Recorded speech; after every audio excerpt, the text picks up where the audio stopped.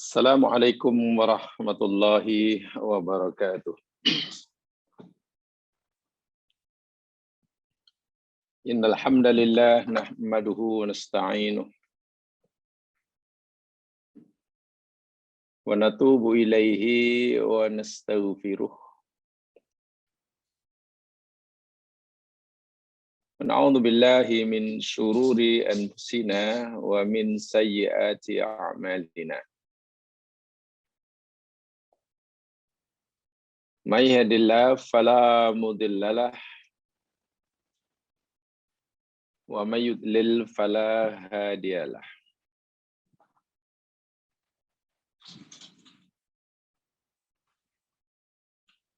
Asyhadu an la ilaha illallah wahdahu la syarikalah wa ashhadu anna Muhammadan abduhu wa rasuluh.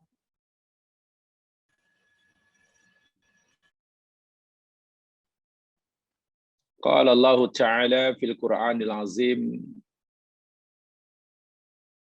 wa huwa asdaqul qailin. A'udzu billahi minasyaitonir rajim. Innallaha wa malaikatahu yusholluna 'alan nabi ya ayyuhalladzina amanu shallu 'alaihi wa sallimu taslima. Sesungguhnya Allah dan para malaikatnya sentiasa bersalawat ke atas Nabi. Wahai orang-orang yang beriman, salawatlah kamu kepadanya dan berilah salam dengan salam yang sempurna.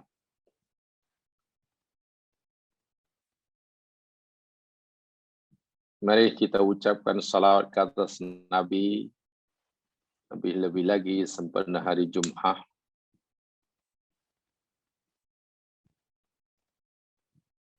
Allahumma salli ala Muhammad wa ala ali Muhammad.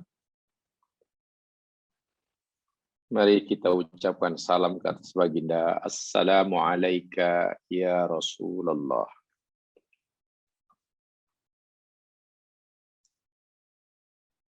Baginda bersabda, Sallu alayya haitsuma kuntum. Fa inna salatakum tablughuni. Bersalawatlah kamu ke atas aku. Karena sungguhnya salawat kamu itu akan sampai kepada aku. Man shalla alayya marrah, sallallahu alaihi asrah. Sesiapa yang berselawat ke atas aku sekali,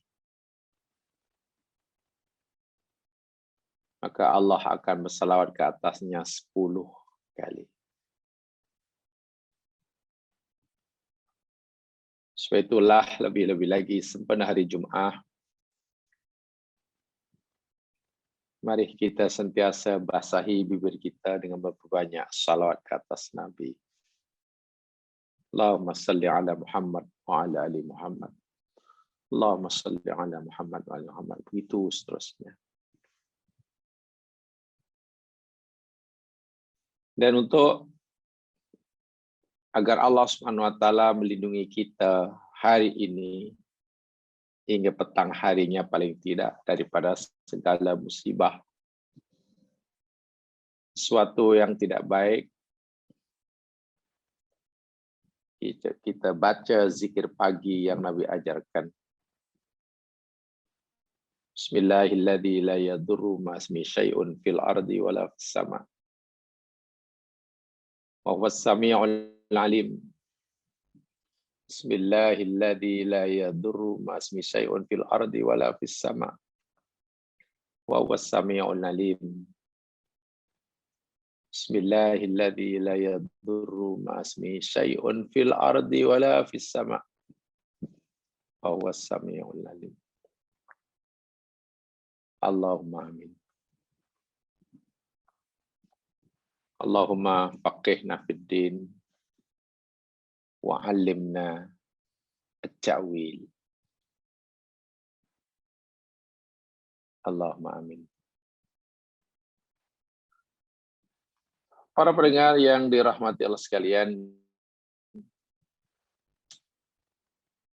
mari kita manfaatkan sebagian masa kita di pagi hari yang mulia ini untuk mempelajari firman Allah Subhanahu wa taala bagi mendapatkan ibrah, pengajaran untuk kita jadikan panduan dalam menjalani kehidupan.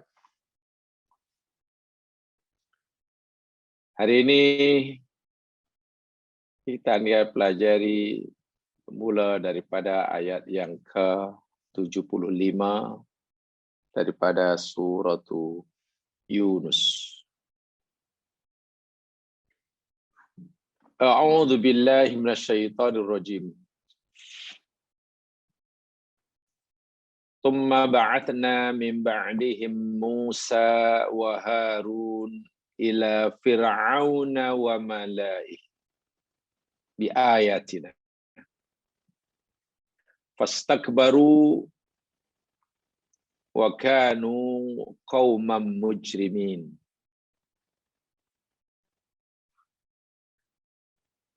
Kemudian ba'atsna, kami telah bangkitkan min ba'dihim, dari selepas mereka, nabi-nabi sebelum Musa, bermula pada Nabi Nuh. Selepas Allah binasakan kaum nabi-nabi sebelum Musa satu persatu, kemudian kami bangkitkan Musa dari selepas mereka dan Harun.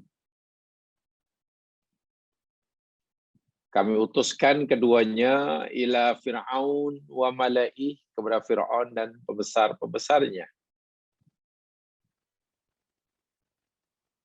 Bi ayatina, dengan membawa ayat-ayat kami. Malangnya fastakbaru, lalu mereka Fir'aun dan malaunnya menyombongkan diri. Wa kanu qauman mujrimin, dan adalah mereka itu kaum yang berbuat dosa. Sebagaimana yang kita telah pelajari pada ayat sebelumnya, di sini gunakan kalimah ba'athna, bukan arsala.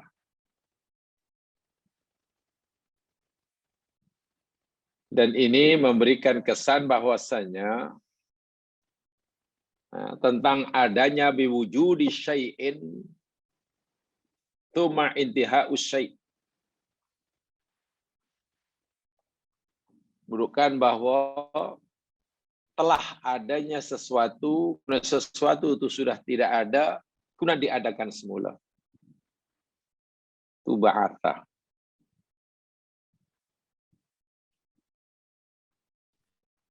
Yang keduanya, kalimah ba'atha, sebagaimana kita telah pelajari pada minggu lepas, tumpuannya fokusnya kepada tugasan, bukan pada orang yang diutus. Rasul yang silih berganti diutus oleh Allah Subhanahu wa taala mengajak mereka kaumnya mengesakan Allah. Ada yang patuh, ada yang menerima, ada yang menolak. Lalu yang menolaknya dibinasakan. Tinggallah mereka yang baik-baik belaka. Kemudian seiring dengan bertambahnya masa, makin lama, akhirnya ada juga yang kufur, makin banyak berkufur, sehingga tauhid makin pudar. Lalu diutuskan lagi untuk dihidupkan semula tauhid itu. Itu namanya ba'atsah. Hidup semula tauhid pada zaman Nabi selepasnya.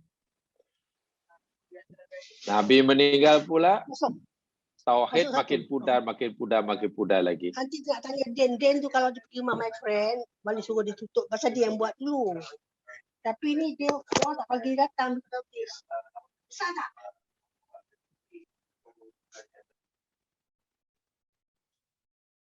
Makin pudar tauhid. Kemudian diutuskan lagi Nabi untuk menghidupkan semula. Nah, itu ba'atsah. Sebab itu di akhirat disebut yaumul ba'athi, hari kebangkitan. Kenapa? Karena manusia pernah wujud di dunia. Pernah ada di dunia. Dengan jasadnya, dengan jiwanya, dengan ruhnya. Kemudian menjadi tiada. Masuk dalam alam barzah. Jasadnya sudah hancur. Jadi tanah. Tidak ada. Di akhirat, ba'atsah. Nah, itu maknanya membangkitkan sesuatu yang pernah ada selepas dia tiada. Ini bermakna Nabi Musa ya, bukan satu-satunya Nabi yang diutus oleh Allah untuk menyampaikan risalah. Yang sebenarnya risalah yang dia oleh Musa itu juga risalah yang sama yang disampaikan oleh para utusan sebelum Nabi Musa. Tugasnya sama. Menyeru mereka, mengajak mereka. Yang terpenting yakni mengisahkan Allah SWT. Musa dan Harun kepada Fir'aun dan malaunnya. Perkataan al-mala, saya ingin sampaikan dahulu dari segi kalimatnya. Perkataan malaun, ya mas sekalian, dalam Al-Quran al-mala, ay asyraful qaum alladzina yajtami'una ala ra'yin. Saya ulangi, pengertian malaun, yakni asyraful qaum, pembesar suatu kaum, bangsa, alladzina yastami'una ala ra'id, yang mereka ini punya persamaan. Istima' mana punya persamaan. Dari segi apa? Ra'yun. Pendapatnya, cara berfikir sama, cara pandangan hidupnya sama, matlamat hidupnya sama.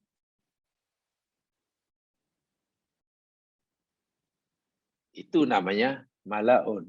Tetapi dan mereka ini orang-orang besar. Katalah ada yang mengelilingi Fir'aun itu, katalah 100 orang-orang bangsa besar, orang yang berpengaruh, katakanlah. Daripada kaum Fir'aun. Dan ke semua 100 orang-orang besar keliling Fir'aun itu, semua sekata, sependapat. Pandangan hidupnya sama, tujuan hidupnya sama. Itu namanya malaun. Hanya dalam Al-Quran, malaun ini sentiasa digunakan untuk pengertian berkonotasi yang negatif. Jadi persamaan pendapat dalam perkara-perkara yang salah.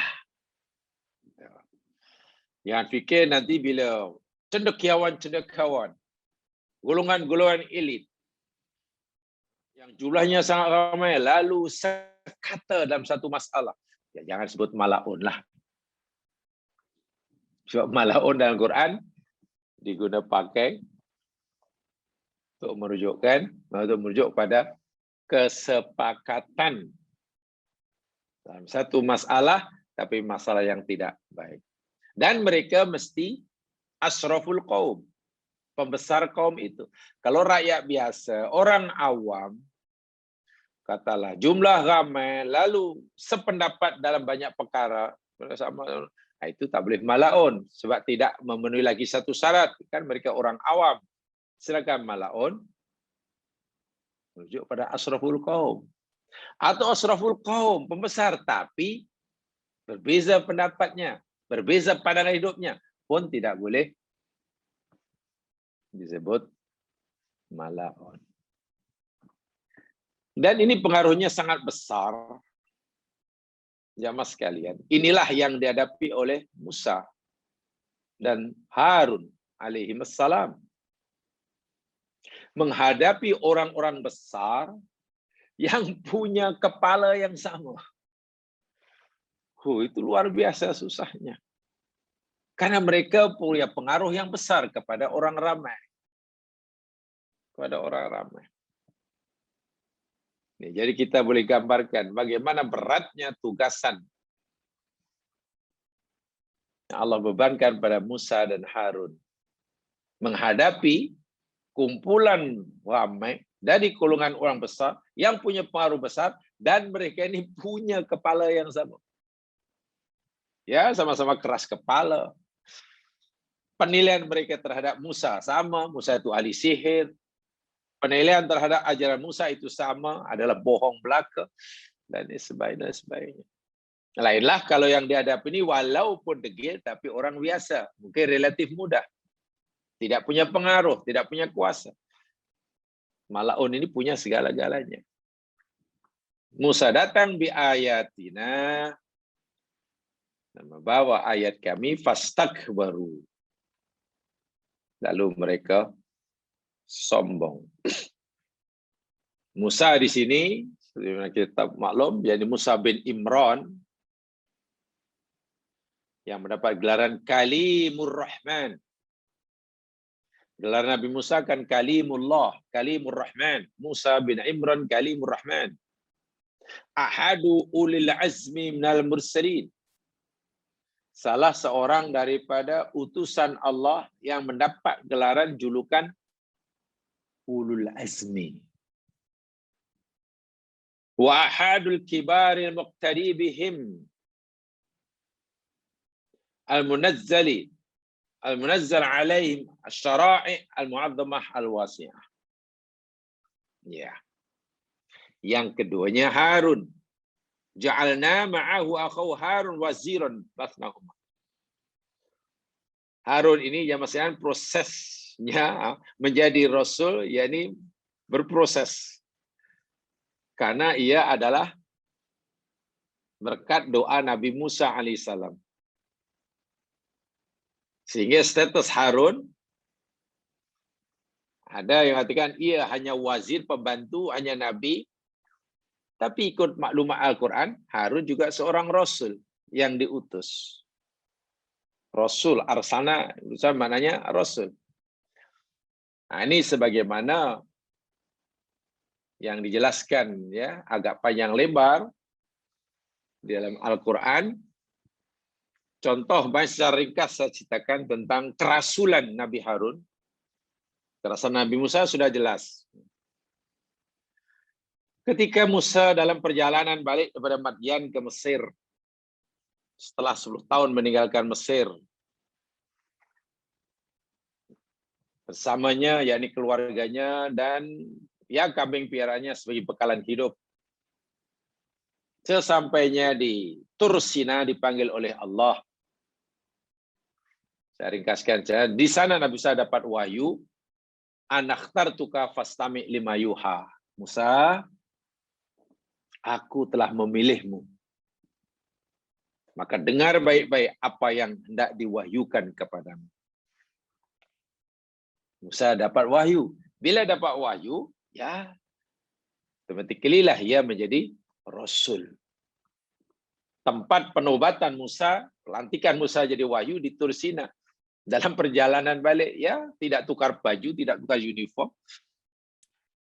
Majelisnya pun tidaklah protokol sangat, karena hanya Musa seorang dari situ. Selepas dilantik jadi rasul, Musa pun mohon pada Allah. Allah pun perintahkan pada Musa, idhab ila fir'aun innahu tagha. Di sini masih gunakan kalimah mufrad. Idhab ila fir'aun innahu tagha. Musa, kau pergi jumpa Fir'aun, sampaikan risalahku. Fir'aun itu adalah orang yang Tagha. Lalu Musa punya permohonan pada Allah. Qala, macam-macam Rabbi shrah li sadri wa yassir li amri, itulah. Menyadari akan kekurangan dirinya, lalu mohon kepada Allah. Ditunjukkan kekurangan dirinya, yakni mudah marah, cakapnya kurang lancar, dan sebagainya. Lalu mohon kepada Allah agar Harun alaihissalam dilantik menjadi wazirnya. Haruna akhi, Harun saudaraku ya Allah, jadikan dia wazirun li, wazir bagi aku. Dan Allah kabulkan doanya. Qala qad utita su'laka ya Musa. Ya Musa, ya permohonan kamu aku kabulkan. Nah, kemudian Allah Subhanahu wa taala selepas itu perintahkan Musa dan Harun. Kalau sebelumnya perintah Allah pada Musa hanya idhab ila fir'auna innahu tagha. Pergilah engkau. Engkau ini untuk anta seorang mufrad. Pergilah engkau wahai Musa pada Firaun untuk seorang. Karena Harun sudah dilantik oleh Allah menjadi pembantu Musa berkat doa permohonan Musa. Sekarang perintah Allah lain dia uslub dia. Bukan idhab untuk seorang. Tapi fa'tiya Fir'aun. Datanglah kamu berdua, wahai Musa dan Harun, kepada Fir'aun. Sudah dua orang. Faqula, katakan olehmu kamu berdua. Inna, sesungguhnya kami. Rasul Rabbil Alamin. Pergilah kamu berdua. Katakan oleh kamu berdua. Nah, disinilah sehingga Nabi Harun pun disebut sebagai Rasul. Karena Allah perintah Allah pada Musa, perintah Allah kepada Harun, sama. Perintahnya pergi kamu berdua pada Fir'aun, sama. Perintah kedua, katakan oleh kamu berdua kepada Fir'aun, sama. Bagi tahu pada Fir'aun bahwa kamu dua ini utusan Tuhan semesta alam. Masih sama itu. Masih sama. Inna rasulah. Sesungguhnya kami adalah dua utusan Allah Subhanahu wa taala. Nah, disitulah sehingga ulama-ulama tafsir memahami Nabi Harun pun sebagai utusan hanya sahaja. Hanya sahaja. Risalah yang disampaikan oleh Harun adalah risalah yang diberikan, yang dibawa oleh Nabi Musa. Karena yang menerima wahyu adalah Nabi Musa. Mungkin boleh mute-kan ya.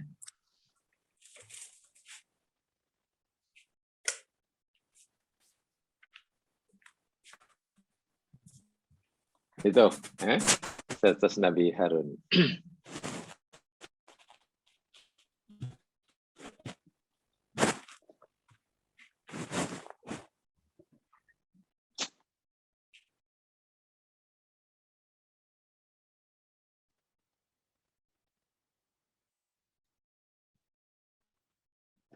Baik. Tsumma ba'atsna, kemudian kami bangkitkan min ba'di tilkar rusul, selepas rasul-rasul yang Allah sebutkan sebelumnya mulai pada Nabi Nuh alaihissalam, Musa dan sudah Harun, kepada Fir'aun, penguasa Mesir, dan juga pembesar-pembesar kaumnya. Amma baqiyatun nasi fahum taba'un lahum. Kenapa dalam ayat ini Allah tidak sebut kaum Musa, kaum Fir'aun. Hanya disebut Fir'aun dan pembesar-pembesarnya. Adakah Nabi Musa, Nabi Harun tidak diperintah oleh Allah untuk menyampaikan dakwahnya pada pengikut Fir'aun? Diperintahkan juga kepada kaum Mesir juga, kaum Qibti. Kenapa tidak disebut? Hanya Fir'aun dan Mala'unnya. Kaumnya tidak disebut. mas sekalian, baqiyatun nas, adapun kaum Fir'aun, rakyat biasa, rakyat jelata, hum taba'ul lahum fil kufri wal iman. Mereka ini hanya pengikut kepada Fir'aun. Fir'aun kufur, mereka kufur. Fir'aun suruh itu, mereka buat itu. Fir'aun larang itu, mereka tak buat itu. Jadi hanya kadang pengikut wali dalam yang kurus, sebab itu tak payah disebut. Adakah kaum Fir'aun mukmin? Juga tidak, karena mereka ini hanya pengikut Fir'aun. Fir'aun kafir, mereka pun akan kafir. Tapi yang mustahak Fir'aun dan malaunnya, sebab ini jadi imam. Bila imamnya kufur, mereka kufur. Nanti bila imamnya sudah mukmin, diharapkan pengikutnya pun akan mukmin. Sebab itu tidak disebut qaumihi, tidak disebut. Mereka orang awam, mereka rakyat jelata, Lagi-lagi yang ingin saya sampaikan di sini, yakni kalimah tumma, sebagaimana kalau sebelumnya. Tumma ini yakni litarahi ar-rutbi. Tartib, tarohi, tapi rutbi. Pertama, menunjukkan urutan para nabi yang Allah utuskan, mulai daripada Nabi Nuh hingga Nabi Musa nih. Silih berganti, berturut tartib. Tarohi maknanya ya ada gap masa antara satu rasul dengan seorang rasul dengan rasul yang selepasnya. Ada gap masa. Tuma itu tarohi. Dan rutbi, ini yang pentingnya.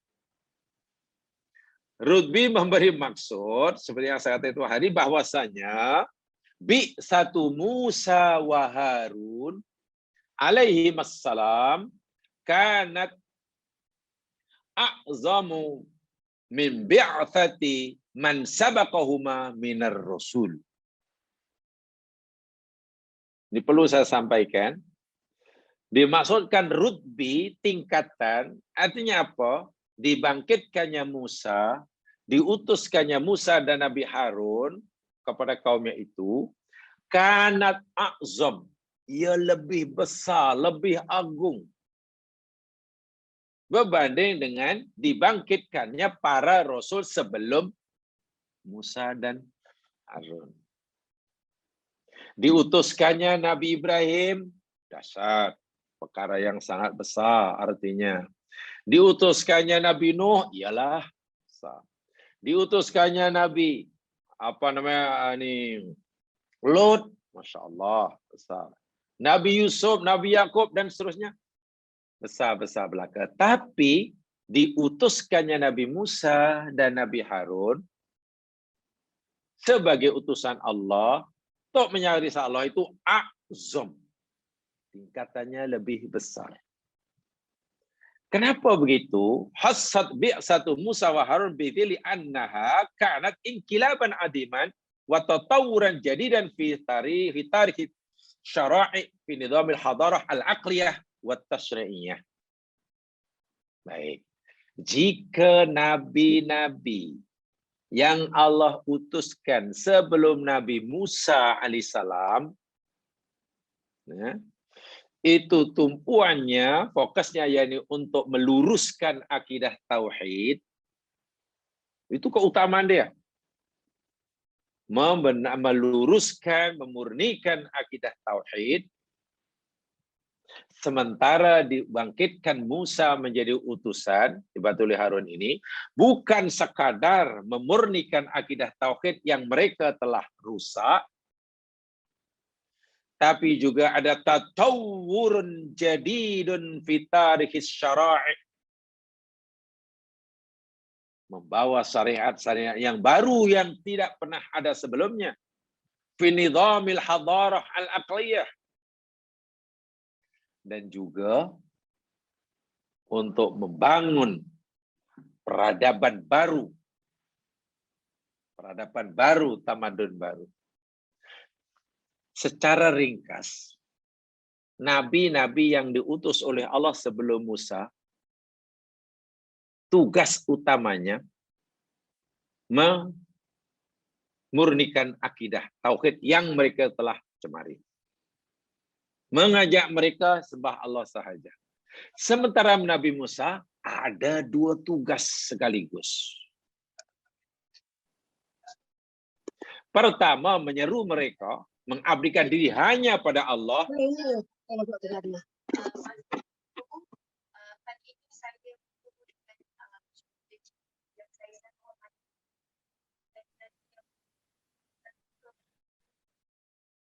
Ya, pertama, menyeru mereka untuk mengabdikan diri hanya pada Allah. Yang kedua, membebaskan kaumnya daripada perhambaan.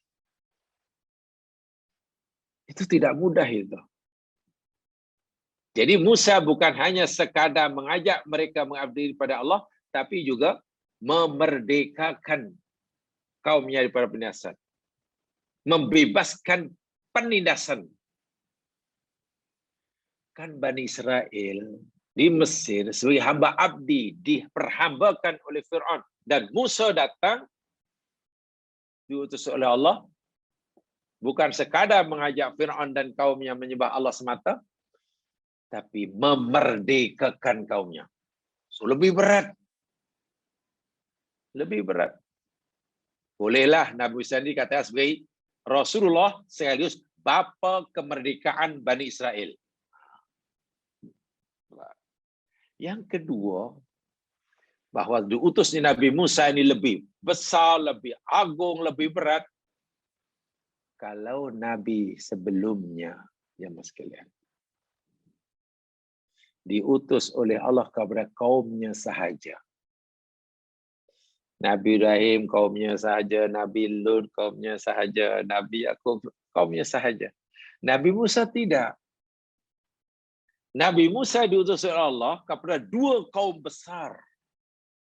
Satu kaum Qibti, yang salah seorang daripada mereka menjadi raja, maharaja, namanya Fir'aun. Yang kedua, bangsanya sendiri, Bani Israel, yang waktu itu diperhambakan oleh Fir'aun.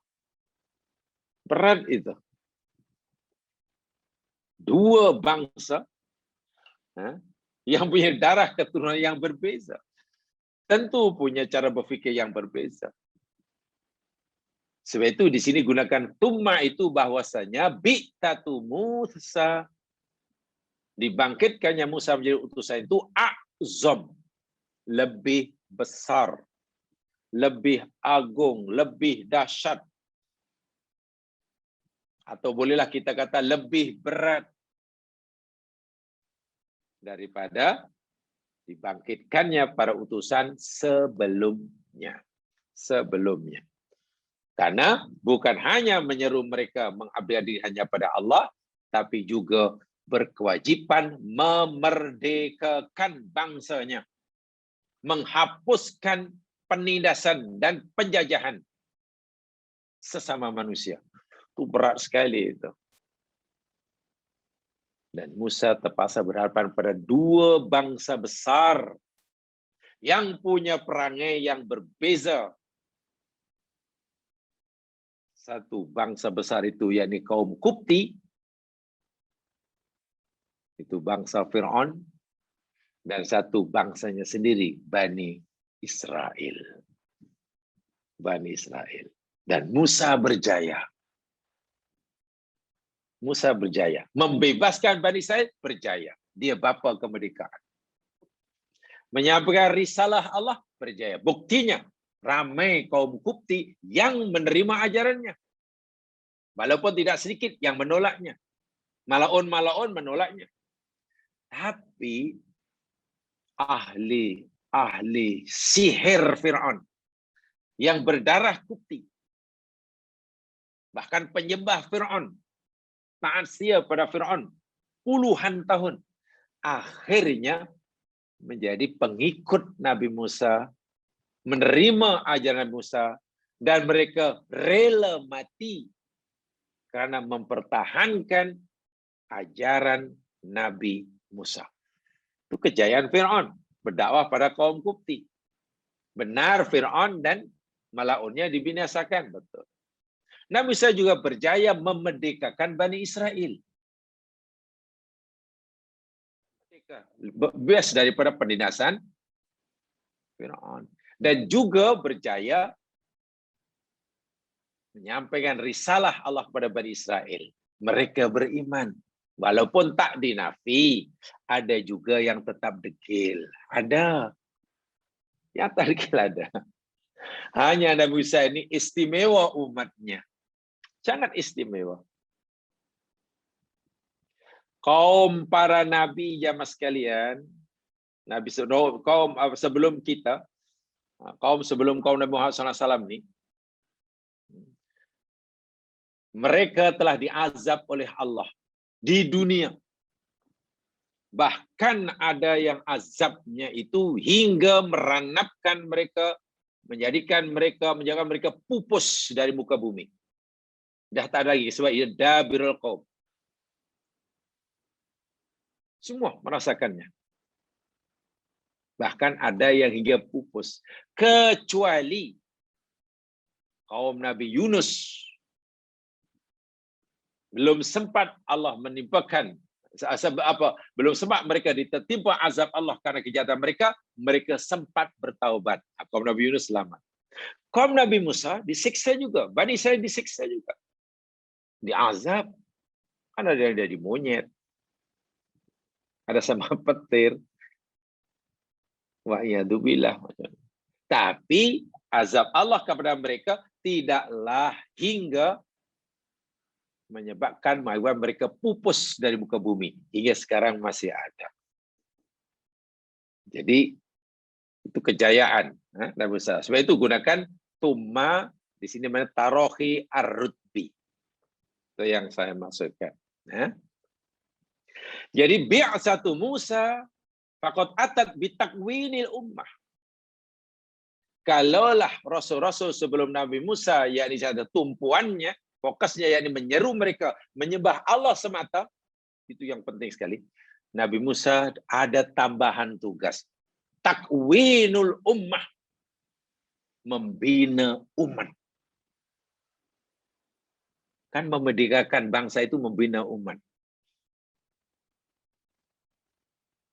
Membina umat, membina negara, ada tanah air sendiri. Wa tahriruha mistibati ummatin ukhra iyaha. Dan memerdekakan umat itu daripada penindasan penjajahan bangsa lain. Setelah merdeka, buat negara merdeka sendiri di Aradul Muqaddasah. Itu luar biasa beratnya itu. Takwinil watan mustaqillalha. Membina negara yang berdikari. Ada sistem pemerintahan sendiri. Taksisi qawaidil istiqlaliha. Dan juga mengasaskan tiang-tiang negaranya. Supaya tertegak. Wa taksisi jami'ah kamilah. Dan mengasaskan semualah aspek kehidupan. Wa wada'an nizama siyasatil ummah.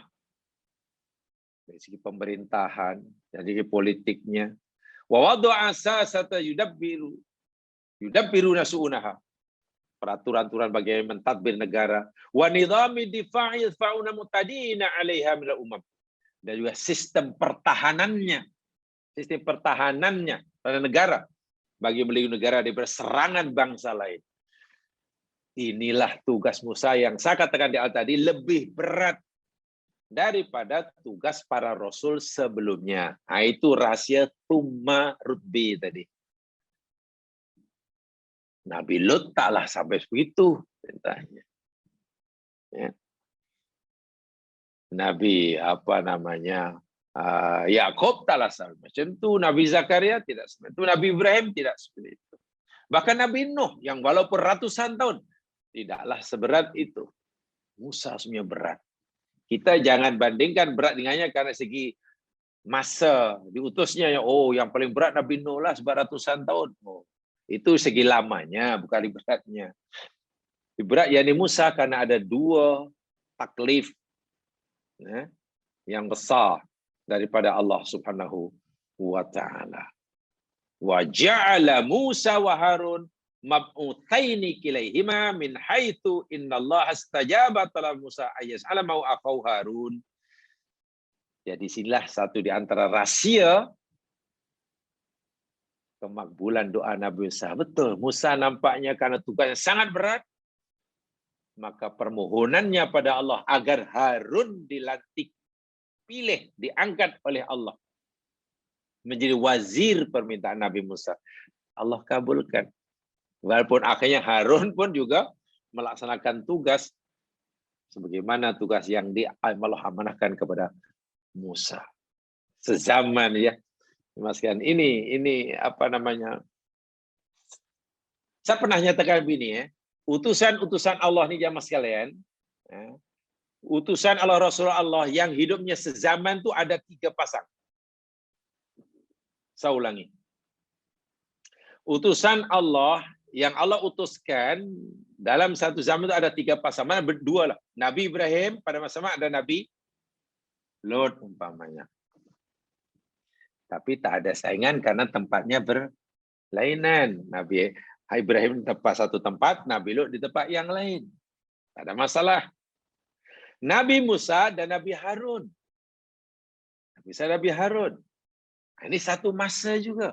Tapi mereka ini berkongsi tugas. Sehingga boleh katakan sama. Gerak kerjanya sama. Nabi Musa dipanggil oleh Allah pergi ke Tur Sina, bagi tahu pada Harun, "Hai Harun, sepeninggalan aku pergi Tur Sina, kamu pastikan kaum kita ini terselamat akidahnya." Nabi Harun ambil alih macam wakil. Dan yang ketiga pasal yang Nabi Yahya dan Nabi Isa. Ini hidupnya sezaman nih. Tapi 2 nabi ini, Yahya dan Nabi punya, Masya Allah, ya karakter yang berbeza. Pembawaannya lain. Dulu pernah saya katakan. Nabi Isa bahkan pernah bertanya kepada Nabi, Yahya. Ya Yahya, mali arahaka abusan. Yahya, aku lihat kau ni macam tak pernah senyum, tak senyum, serius. Macamlah Allah ini tak punya sifat Rahman dan Rahim. Sebab Nabi Yahya orangnya macam tu, serius. Khaufnya kuat. Jadi Nabi Isa pun tanya pada Nabi Yahya, kenapa aku lihat engkau ni sentiasa serius, hidup serius, mungkin senyum pun jarang. Ya, karena Nabi Yahya ni khaufnya sangat kuat. Wara'. Lalu Nabi Yahya pula tanya pada Nabi Isa, "Hai Isa, sedangkan aku lihat engkau ni banyak senyum ni pasal apa? Kau tak takut Tuhan ke?" Jadi yang satu pembawaannya ya cukup gembira, yang satu agak begitu serius begitu. Itu perbezaan. Dan peliknya Nabi Musa ini, Nabi Isa maksud saya, dengan Nabi Isa ini hidup sezaman dan berbeza. Berbeza macam banyak perbezaannya. Nabi Yahya bila pergi ke satu tempat yang sekalian, di satu tempat, dia akan tanya. Bila ingin bermalam lah, ingin berada di satu tempat, dia akan tanya. Yakni, man khiyarun nas? Siapa ya orang yang paling baik di kampung ini? Siapa agak-agak orang-orang yang paling baik di kampung ini? Kami nak tinggal di situ. Nak bermalam di situ. Kalau dia berjalan, cari kawasan yang situ banyak orang-orang yang baik. Patutlah, dan kita pun mungkin cari begitu kan. Takkan kita nak singgah di satu tempat bermasa-masa nak cari, mesti cari yang baik-baik lah. Kita sebagai orang Islam mungkin ya carilah yang mudah sholat nanti, mudah itu. Banyak orang baik. Sementara Nabi Isa lain. Bila pergi satu tempat, yakni dia tanya, man syirarun nas? Siapa ya di kampung ini yang paling buruk, yang paling jahat? Dia mencari tempat yang jahat. Nabi Isa. Jadi Nabi Yahya ini pelik. Baik Nak Isa, awak ni bila pergi satu tempat, mencari orang apa kawasan yang banyak orang jahat ni pasal apa? Kenapa tak cari tempat yang banyak orang baik? Apa jawapan Nabi Isa? Ya Yahya. Yahya. Ana tabibun. Aku ini tabib. Udah wil mardo. Kerja tabib, kerja doktor, merawat orang sakit. Jadi kalau karena aku ni doktor, maka aku akan pergi ke tempat yang banyak orang sakit. Subhanallah. Minta maaf, katalah kalau jamaah seorang dokter, dan jamaah ingin buka klinik, buka klinik, agak buat klinik cari tempat yang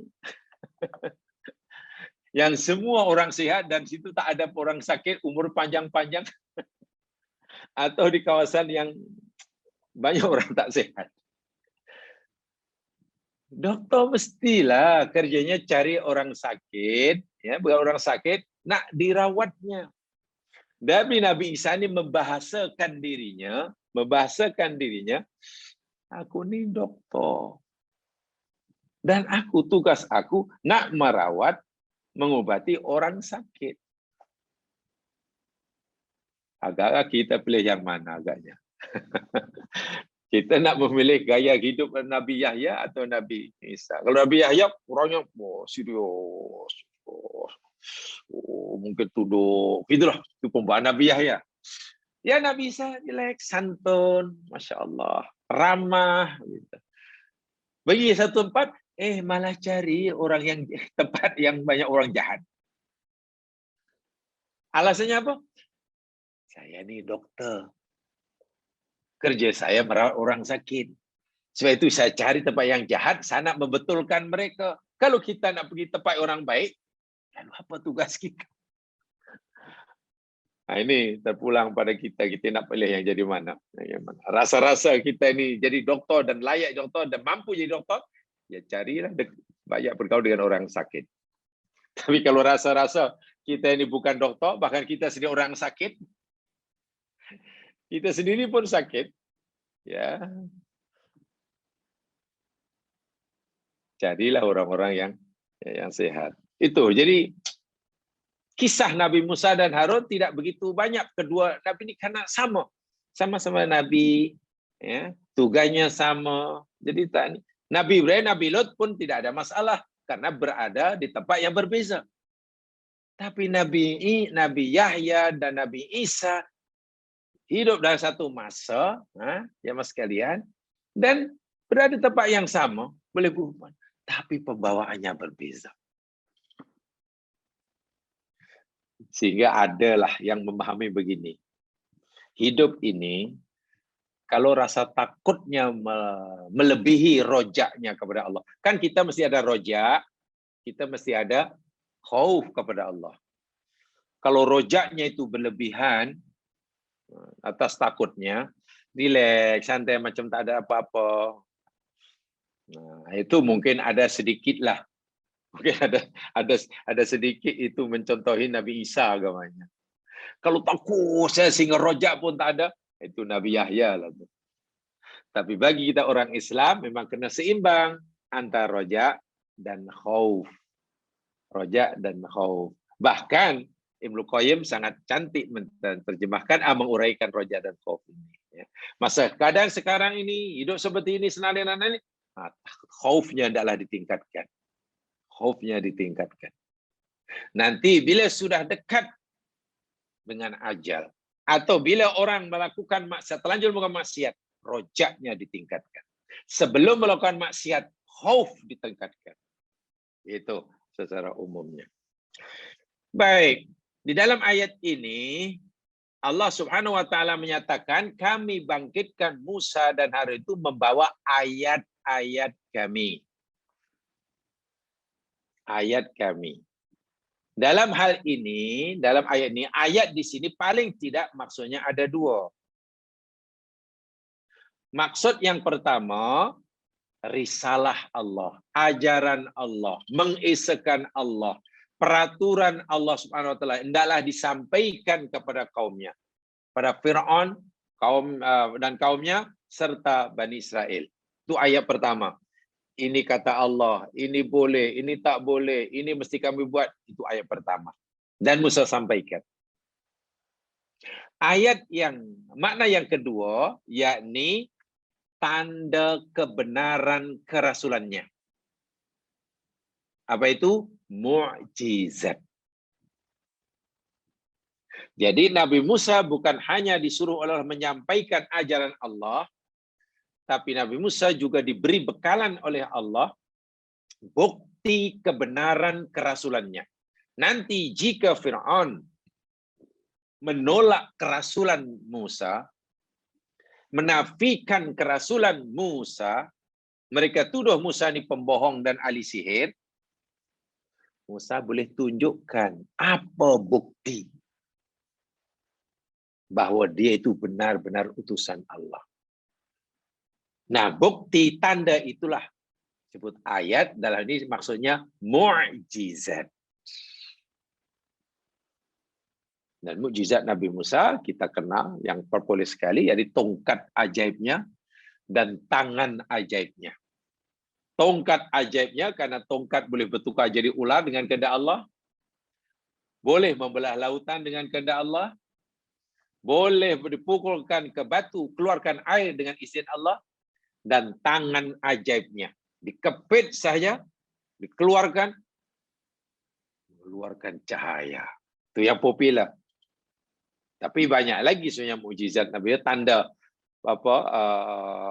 yang Allah berikan pada Musa. Contohnya dalam surah Al-A'raf. Dalam surah Al-A'raf ayat 133 kalau saya tidak salah. Al-A'raf 133. Allah berfirman, fa'arsalna 'alaihim. Kami utuskan. Nah, di sini arsalna, kami utuskan. Jadi rupanya kepada al-mursal yang diutuskan ke atas mereka. Mereka Fir'aun dan melawannya, apa dia? At-tufan yang pertama. Pernah berlaku tufan di Mesir. Dan kemudian hilang berkat doa Nabi Musa. Karena itu mukjizat, itu tanda bahwa Musa ini kekasih Allah, permohonannya dikabulkan. Wal jarad, belalang. Insyaallah. Wal kummal, kutu.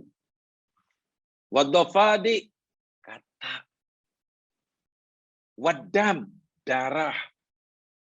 Ini pernah melanda Mesir ini. Dan siap berlaku, mereka minta kepada Musa, wahai Musa, tolonglah, mohonlah kepada Tuhan kamu agar musibah ini segeralah dihilangkan.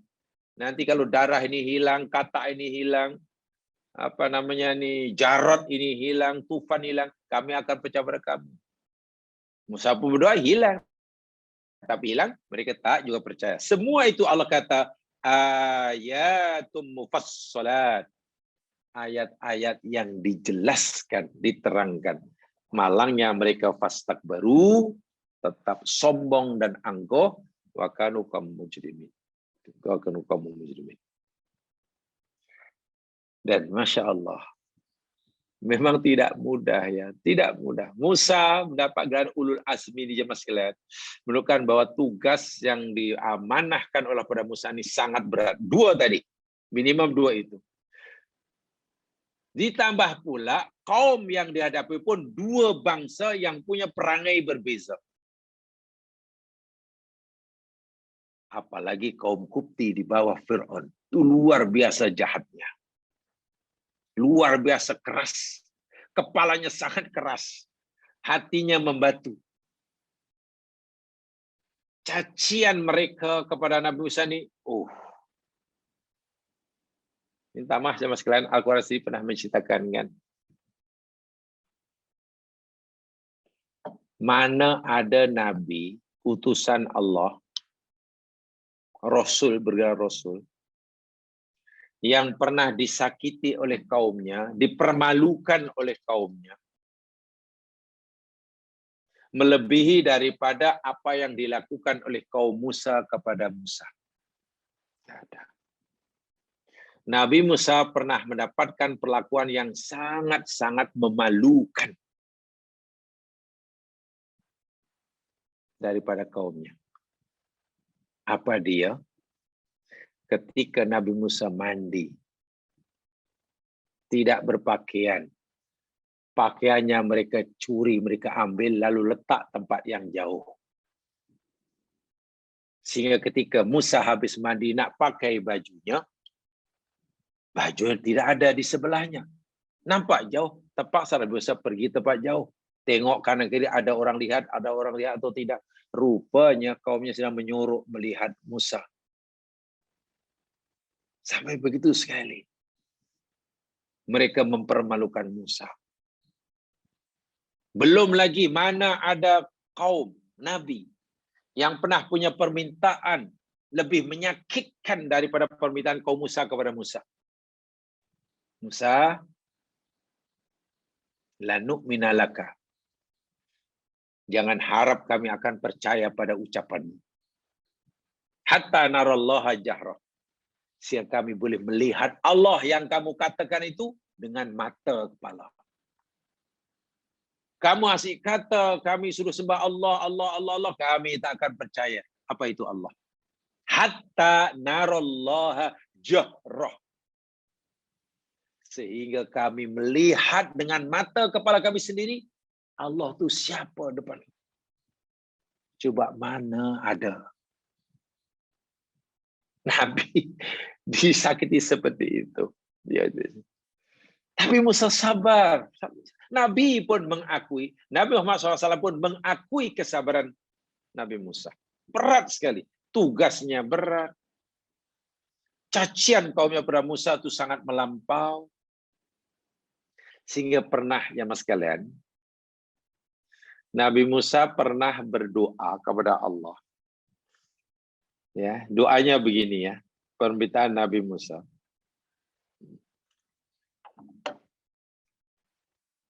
Qala Musa yunaji rabbah. Musa pernah bermunajat kepada Allah. Musa pernah bermunajat kepada Allah.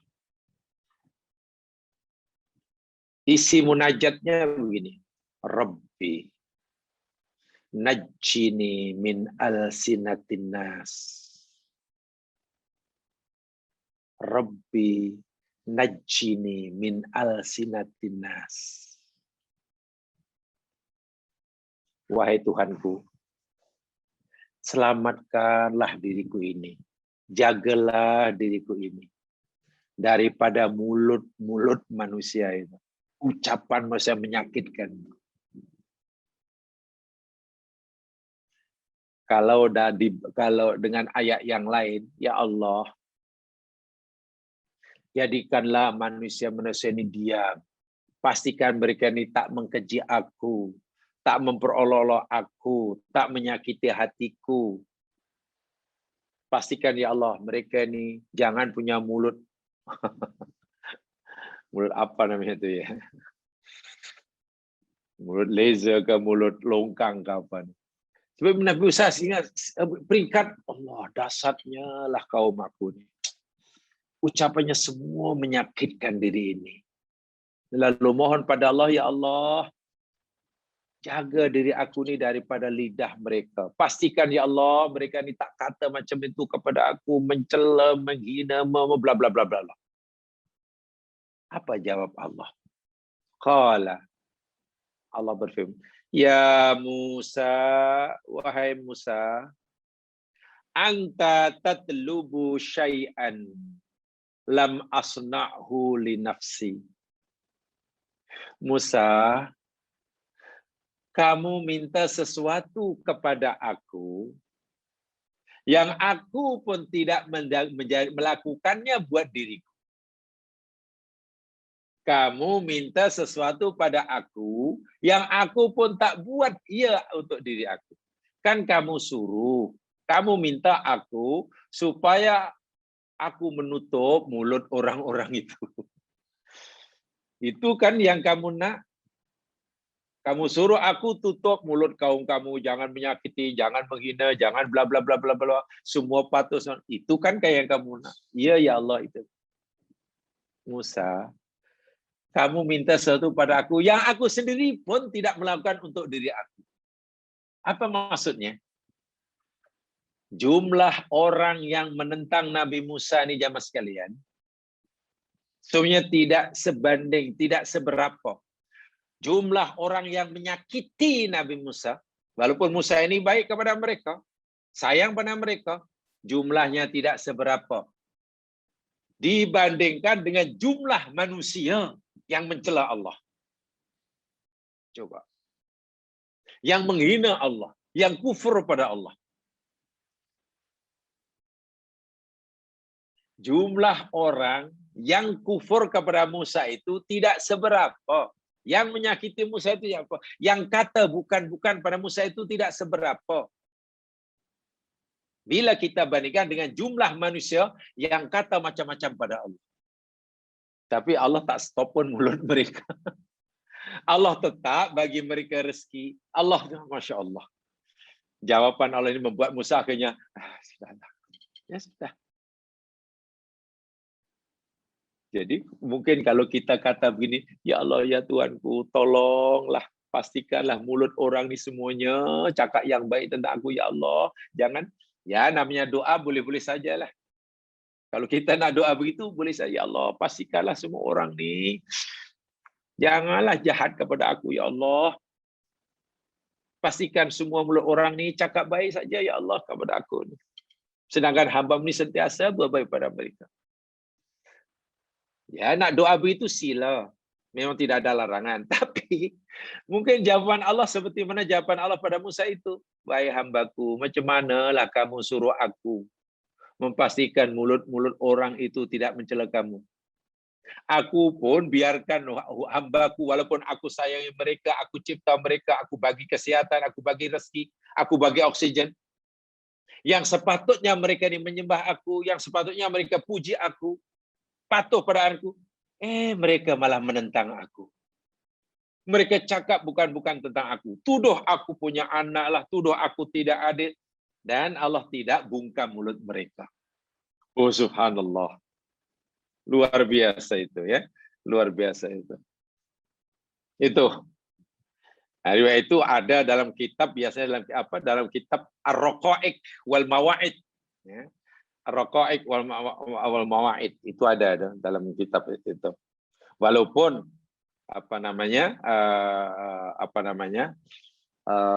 pengkaji hadis, ya, beliau menyatakan yani lam nakif ala hadzal athar bi isnadil mu'tamad. Itu ulasan pentarjih riwayat itu. Kami tidak menemukan athar ini dengan sanad yang boleh dipegangi. Tetapi dari segi makna memang kesabaran Allah terhadap perangai buruk hambanya itu tidak ada tolok bandingannya. Dibandingkan kesabaran kita, kesabaran para nabi terhadap kaumnya. Nabi Nuh itu kan sabar. Tapi akhirnya kan berdoa juga kepada Allah. Memohon pada Allah agar Allah binasakan. Nabi Musa sabar. Nabi Yusuf semua sabar. Tapi kesabaran manusia, hatta kesabaran Rasul sekalipun sebenarnya, tidak sebanding tentunya dengan kesabaran Allah. Sebab Allah punya sifat as-sabur. Fir'aun pun masih diberi rahmat. Bagi kesehatan, bagi ini. Iblis pun masih dipanjangkan umurnya. Jadi ini pengajaran saya rasa baik untuk kita. Iya ya. Sebaik mana, sebanyak mana kebaikan diri ini aku taburkan kepada orang banyak. Tak seberapa. Jadi jika mereka masih ramai yang tidak suka diri ini, yang mencela diri ini, yang ya wajarlah sebab kebaikan yang saya berikan pun belum sebanyak mana. Sedangkan Allah yang maha baik, maha pengasih, maha penyayang, yang tidak terkira jumlah nikmat yang Allah anugerahkan kepada makhluk ciptaannya. Termasuk iblis laknatullah alaih. Itu pun makhluk ciptaannya manusia dan iblis terus menentang Allah Subhanahu wa taala. Walhal kebaikan Allah kepada mereka tidak terbilang. Itu pengajaran situ. Jadi kena ingat itu akhirnya, oh iya ya wajarlah. Wajarlah. Walaupun dari segi logik kebaikan mesti dibalas kebaikan. Lah kan begitu. Kita buat baik pada orang, logiknya, akal sehat kita memastikan orang itu kita pun dapat baik daripada kita, kan begitu. Kalau kita buat baik pada orang, logik akal, ya ini kita berhak mendapatkan kebaikan daripada orang itu. Baik, itu baru fair, itu baru adil. Jadi kalau kita fikir begitu, ya kita ingat aja lah. Zat yang paling banyak buat kebaikan, zat yang paling rahmat, zat yang paling penyayang, Allah Subhanahu wa taala. Maha sempurna. Maha pengasih. Seluruh makhluk ciptaannya. Sungguh pun begitu. Tidak sedikit daripada makhluk ciptaannya, mula daripada dahulu hingga sekarang, yang terus-menerus menentangnya, membangkangnya, mengkufurinya, memusuhinya. Subhanallah. Subhanallah. Itu cara untuk kita mendapatkan kekuatan bila menghadapi cercaan orang, cacian orang, sakitan orang. Walhal kita mungkin telah merasa tidak buat salah pada mereka. Ya sudahlah. Akhirnya kita jadi lapang. Akhirnya kita jadi lapang. Ketika kita merasa telah berbuat baik pada orang, tapi kita mendapat balasan yang tak baik. Macam mana supaya kita mampu bersabar? Ya, belajar ajalah daripada kisah itu. Itu maksud saya. Maksud saya. Sebab kalau tidak, nanti kita, ini tidak adil. Macam mana boleh ini? Sebenarnya kebaikan kita bagi mereka baik, kita dapat baiklah. Kenapa? Akhirnya rugi kita. Penat kita buat, tapi mungkin sia-sia. Mungkin sia-sia. Begitu. Kemudian, di dalam ayat yang lain yang semakna dengannya. Ini saya kutipkan nih. Ini Ibnul Muflih Al-Muqaddisi. Ibnul Muflih Al-Muqaddisi. Dalam kitab Al-Adabus Syar'iyyah. Juga dalam kitab Qutul Qulub yang saya petik. Yang dikarang oleh Abi Talib Al-Makki. Juga Sirajul Muluk. Yang dikarang oleh Abu Bakar At-Tartusi. Ibnul Muflih Al-Muqaddisi pernah berkata yang riwayat yang saya sampaikan tadi. Isnad yang saya asar yang saya sampaikan tadi. Qala Musa salawatullahi alaihi. Musa pernah berkata. Ini kata Ibnu Muflih Al-Muqaddisi dalam kitab Al-Adabus Syar'iyyah dan juga Qutul Qulub karang Abi Talib Al-Makki. Musa pernah berkata, "Ya Rabb, innan nasa yaquluna fi ma laisa fi." Ya Allah, ramai manusia di luar sana mengata diriku ini sesuatu yang tidak ada pada diriku ini. Dia kata aku macam-macam ya Allah. Dia maki aku macam-macam ya Allah. Dia tuduh aku macam-macam ya Allah. Wahal aku tidak sebagaimana yang mereka katakan. Jadi Musa merasa tak puas hatilah. Dia tak buat apa-apa tapi dia tuduh macam-macam. Artinya apa yang mereka kata orang di luar sana sama sekali tidak berasas, gitulah. Mengadu kepada Allah. Jawab Allah, fa'auhallahu ilaihi, lalu Allah mewahyukan kepada Musa, ya Musa, lam aj'al dzalika li nafsi, Fa kaifa aj'aluhu laka. Wahai Musa, aku tidak jadikan keluhan kamu itu untuk diriku. Bagaimana aku nak jadikan ianya untuk dirimu? Aku pun tidak jadikan untuk diriku. Bagaimana aku nak jadikan untuk kamu? Maknanya, kalau kamu sudah kalau mereka kata tentang kamu, sedang kamu tidak sebenarnya dikatakan, ya itu tak seberapa lah. Bahkan ramai pada hamba-hamba ciptaanku yang aku jaga mereka 24 jam sehari semalam, sebab aku ni Rabbul Alamin. Mereka kata tentang aku bukan-bukan. Dan yang mereka katakan, tuduhkan pada aku ni sama sekali tidak berasas. Tuduh aku tidak adil lah, walhal aku maha adil, kata Allah. Mereka kata aku punya anak lah, walhal aku ini lam yalid walam yulad. Tuduh aku ni ada kembaran lah, bandingan lah. Sedangkan aku ni Allahu Ahad. Walam yakul lahu kufuwan ahad. Lagi dahsyat. Lagi dahsyat. Ya, paling-paling kaum kamu, kata kamu ahli sihir. Itu saja. Kaum kamu, tuduh kamu awak ahli sihir. Itu saja. Betul, awak memang bukan ahli sihir. Dan awak mungkin kecil hati disebut ahli sihir. Mereka tuduh aku dahsyat. Ada pula Tuhan selain aku yang berhak disembah. Mereka tuduh aku punya anak. Mereka tuduh aku tidak ada. Itu lagi tuduhan lebih dahsyat. Coba mana yang lebih dahsyat? Tuduhan manusia, tuduhan orang kepada Musa bahwa Musa ini ahli sihir, atau tuduhan mereka pada Allah bahwa Allah punya anak. Jadi Allah suruh berfikir begitu kepada Musa. Musa, coba kamu renungkan. Mana yang lebih, istilahnya ini bukan bahasa kita lah. Mana yang lebih teruk? Kamu yang dituduh bukan-bukan, atau aku Rabbul Alamin yang dikata macam-macam. Itu salah satu cara, saya kata tadi, bila kita menghadapi situasi seperti itu, akhirnya kita jadi lapang. Akhirnya kita akan fikir, oh iya ya, jangankan diri ini yang tidak sempurna. Jangankan diri ini yang tidak suci. Jangankan diri ini yang masih penuh kesilapan dan kesalahan. Tidak ada orang yang menuduh yang bukan-bukan.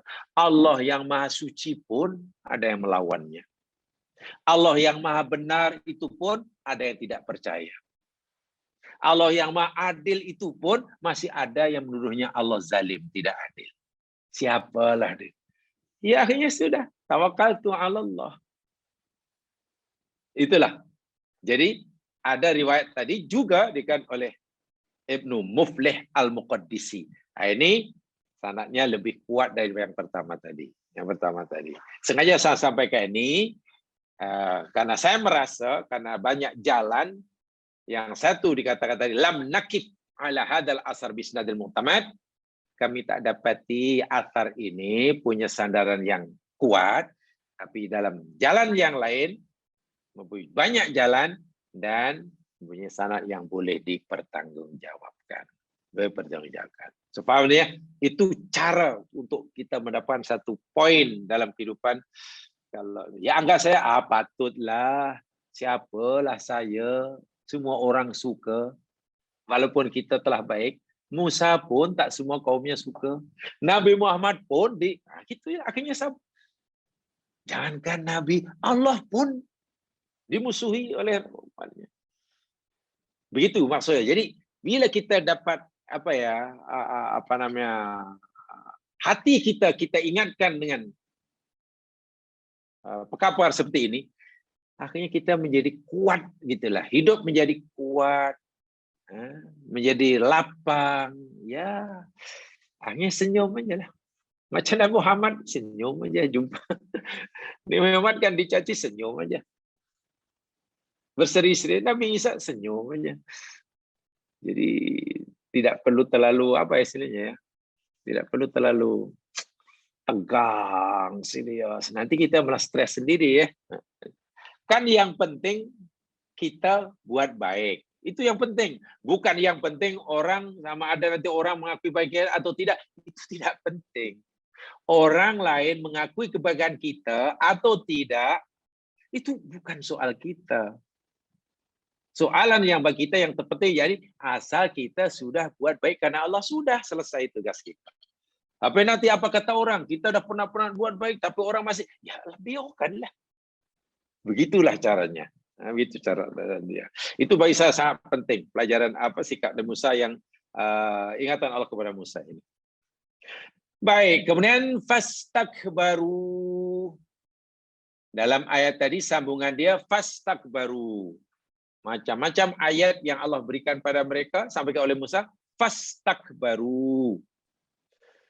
Lalu mereka menyombongkan diri. Jamaah sekalian, sin, fastakbaru dan ta.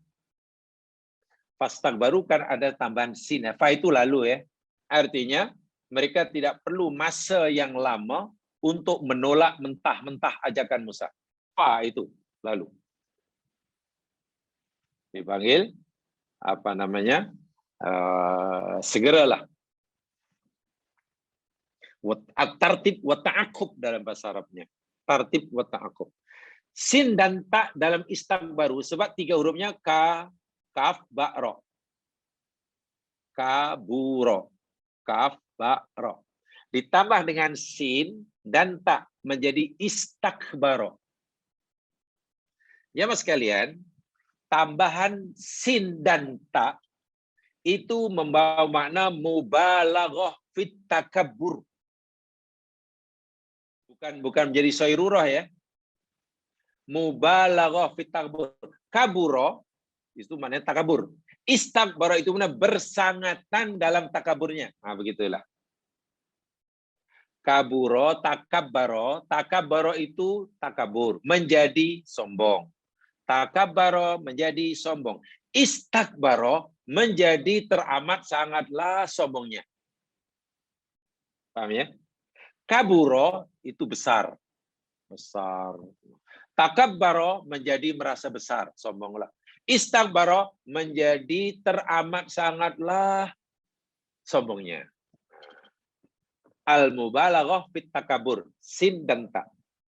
Wal murad annahum takabbaru an talaqqid dakwah am Musa. Yakni mereka amat sangat sombongnya ketika menerima seruan Musa. Li'annahum iftaqaruhu wa halu ayakun rasulan minallah. Karena mereka ini bukan sekadar menolak ajaran Musa, bahkan mereka ini menghina, meremehkan Musa. Kalau mereka menolak yang disampaikan oleh Musa sahaja, tapi masih menghargai Musa sebagai penyampainya, itu takabbaro. Saya ulangi, jika kaum Nabi Musa ini katalah menolak ajaran Musa, tapi masih menghargai, menghormati Musa sebagai ya pemimpin paling tidak pada zamannya, itu takabbaro, sombong.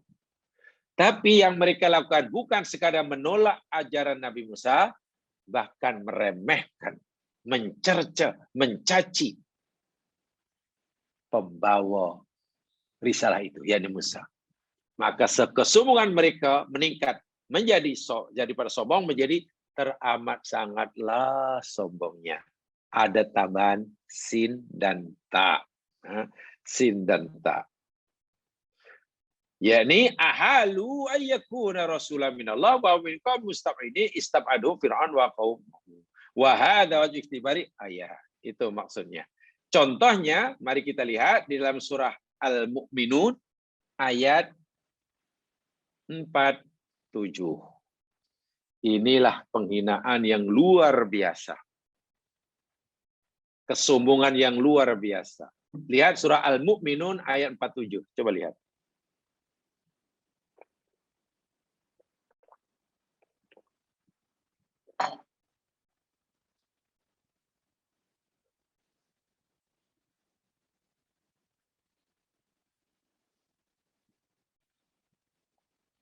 Sudah jumpa? Dalam surah Al-Mu'minun ayat 47 Allah Subhanahu wa taala berfirman, di situ ada keratan ayat berbunyi, mereka berkata, anu'minu li basyaraini mithlana ayu'minu li basyaraini mithlina wa qaumuhuma lana 'abidun. Adakah kami hendak beriman? Adakah patut kami beriman kepada kedua manusia ini, mana Musa dan Harun? Adakah patut kita suruh beriman, percaya kepada Musa dan dua manusia ini? Ini kata Fir'aun dan pengikutnya kan. Sedangkan pengikut keduanya, kaum Musa, Bani Israel, itu lana abidun. Itu hamba abdi bagi kita. Bagaimana mungkin kami disuruh menjadi pengikut kepada dua manusia ini? Sedangkan kaumnya pun hamba kepada kami. Mana kami nak letak muka? Kita suruh jadi pengikut kepada orang ini. Sedangkan kaumnya itu hamba abdi kami. Mana nak letak muka kita?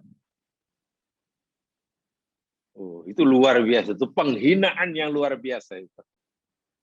Jadi mereka bukan sekadar menolak ajaran Musa, mereka menghina, meremehkan, mengkeji Musa. Jadi bukan hanya takabbaro, tapi istakbaro. Paham ya? Kalau takabbaro, hanya sombong. Kaburo itu besar, takabbaro menjadi besar. Istakbaro menjadi teramat sangatlah besar. Tapi besar perasaannya, sombong itu. Itulah bahasa Arab ya. Tambahan huruf pada satu-satu kalimat menambahkan makna. Tambahan huruf pada satu-satu kalimat itu akan menambahkan makna. Kalau kaburo besar, takabbaro menjadi besar, istakbaro menjadi teramat sangatlah besarnya, sombongnya. Maknanya itu bilang. Itu sekadar contoh ya. Al-Mu'minun 47 sekadar contoh. Dihinanya Musa. Dan memang begitulah kaum dahulu ya. Bukan hanya dahulu, mesti istakbaru, istakbaru, istakbaru. Iblis laknatullah alaih. Ketika Allah perintahkan dia untuk sujud hormat kepada Adam. Perintah Allah mana yang benar? Iblis bukan sekadar menolak perintah Allah. Okey? Iblis bukan sekadar menolak perintah. Kalau sekadar menolak perintah Allah sahaja, jemaah sekalian, dia masih memuliakan Allah, mengakui hak Allah sebagai Rabbul Alamin, itu sombong, namanya takabbaro. Tapi iblis bukan sekadar menolak perintah Allah. Iblis sudah tidak lagi memuliakan Allah. Apa buktinya? Iblis tuduh Allah. Tidak sepatutnya Allah suruh dia sujud hormat kepada Adam. Sepatutnya Allah suruh Adam sujud hormat kepadanya. Dalam bahasa mudah, iblis kata, ya Allah, tak wajar engkau suruh aku macam itu. Siapa Adam itu? Siapa aku? Inikah orang yang engkau, inikah makhluk yang engkau suruh aku sujud kepadanya? Luar biasa. Ditolak perintah Allah, takabbaro. Meremehkan pula perintah Allah. Mereka perintah Allah maknanya meremehkan Allah yang memerintahnya. Menghina, meremehkan pula Adam. Maka iblis pun Quran kata istakbaro. Aba wastakbaro. Itu luar biasa. Jadi bukan sombong tapi teramat sangatlah sombongnya. Teramat sangatlah sombongnya. Begitulah. Kemudian yang penghujungnya yang terakhir wa kanu qauman mujrimin. Ini dipercayai jumlah ini dalam keadaan hal. Ya. Jadi mereka teramat sangatlah sombong dalam keadaan. Bukan dan ya, wa itu semuanya waw haliyah tuh. Jadi dalam apa namanya? Waw haliyah dalam keadaan. Mereka itu adalah kaum yang mujrim. Wah, iyadzubillah, alhamdulillah. Jamaah sekalian, sombong karena kebaikan yang dilakukan itu pun dilarang kan. Sombong karena kebaikan yang dikerjakan itu dosa. Amalnya ditolak, pahalanya hapus, dan dia berdosa. Sombong karena kebaikan yang dilakukan. Itu pun dahsyat tuh. Tempatnya bukan di surga, di neraka. Ada yang lebih dahsyat lagi, sombong karena kejahatannya. Gimana kita nak bayangkan? Kalau orang sombong karena kebaikannya, itu pun ditegah oleh agama, tempatnya di neraka. Bagaimana jika orang sombong karena kejahatannya? Jadi kalau neraka pun lebih bawah. Sombong karena kedermawanannya, itu tercela. Tercela. Dilarang oleh agama. Sombong karena kedermawanan. Mentang-mentang dermawan, lalu sombong. Suka merendahkan orang lain. Tolak kebenaran. Karena merasa dirinya pandai. Itu pun tak baik. Apalagi sombong karena kebakhilan. Sombong karena kebaikan pun dilarang. Sombong karena maksiatnya. Fir'aun, laknatullah, dan malaunnya. Allah kata, mereka istakbaru, menjadi amat sangat sombong dalam keadaan mereka ini mujrim. Bagaimana hendak menghukum orang ini? Apa balasan yang patut bagi mereka? Jadi, qad kana ijram da'bahum wa khuluqhum. Melakukan dosa itu sudah jadi tabiat dan tradisi mereka. Wa kana istikbaruhum ala Musa min jumlati ijrami. Dan kesombongan mereka terhadap Musa itu adalah bagian daripada ijram mereka. Ijram, perbuatan dosa mereka. Sombong karena kebaikan, hasanat itu dosa. Sombong karena sayiat lagi dosa. Nih, jemaah sekalian, perangai kaum Musa, dan itulah tugas Musa yang tidak ringan. Saya kata tadi, dimulakan dengan tuma, Musa, diangkatnya Musa jadi nabi, itu lebih berat. Bi'tsatu Musa a'dham, lebih berat daripada sebelumnya. Dan alasannya tadi saya telah jelaskan. Di sini Allah katakan kaumnya adalah mujrim. Itu sudah sebati dengan diri mereka. Ada beberapa istilah yang diberikan oleh Al-Quran tentang apa namanya orang-orang yang berbuat dosa ini. Ada istilah mujrim, ada kafirun, ada musyrikun, ada fasikun, dan lain sebagainya. Kaum Nabi Musa, Allah beri gelaran mujrimun. Itu ya, mudah-mudahan diberkati oleh Allah SWT. Aku qouli hadza wa astaghfirullahi wa lakum. Kitab pengaduan jatah bi farah dan surah wal asri. Subhanakallahumma wa bihamdika asyhadu an la ilaha illa anta astaghfiruka wa atubu ilaik. A'udzu syaitonir wal asr. Innal insana lafi khusr. Illa alladziina aamanu wa 'amilus shalihat. Wa tawasaw bil haqq wa tawasaw bis sabr. Assalamualaikum warahmatullahi wabarakatuh.